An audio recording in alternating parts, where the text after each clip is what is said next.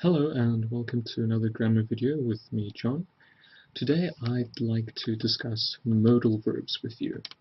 Okay, modal verbs are used in everyday situations, and nowadays we give opinions, we give advice all the time, and we ask for permission to do things, or sometimes we ask for permission to prohibit things, to stop things.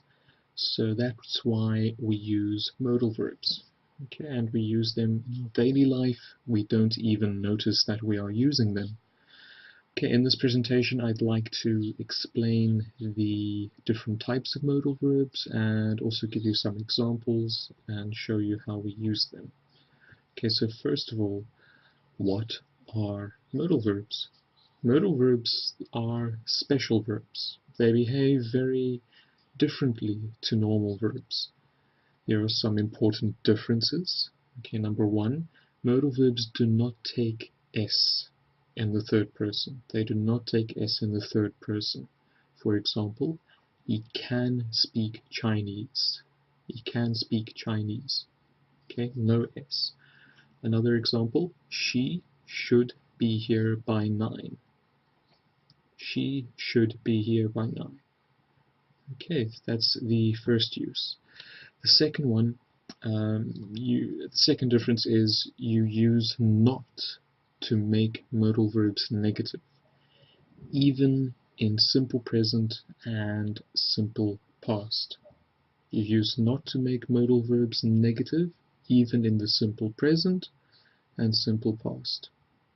For example, he should not be late. He should not be late. Another example, they might not come to the party. Okay, that's another example you could use to show that you use not.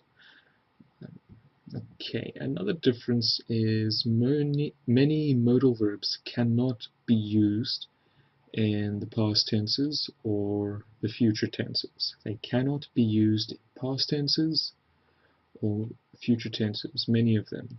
For example, he can go with us. That's not correct. You cannot say he can go with us. You can say he can go with us. You can say he will go with us, but you cannot say he can go with us. It's not possible. Another example, she musted study very hard. It's incorrect. She musted study very hard. You cannot say this. You can say she must study very hard, but not musted. So there are many modal verbs that cannot be used in the past or future tenses. Mostly they're used in present tenses. Okay, so that brings me to the point of some examples of modal verbs. The most common modal verbs you will hear are can, could, may, might, must, ought to, shall, should, will, would. I'll repeat it for you. Can, could, may, might, must, ought to, shall, should, will, and would. For example, I might go. I could go. I must go.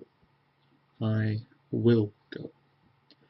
Okay, so that was the introduction to modal verbs. In the next video, I would like to show you the different uses of modal verbs. So if you're interested and you want to continue watching, see me next time. Thank you.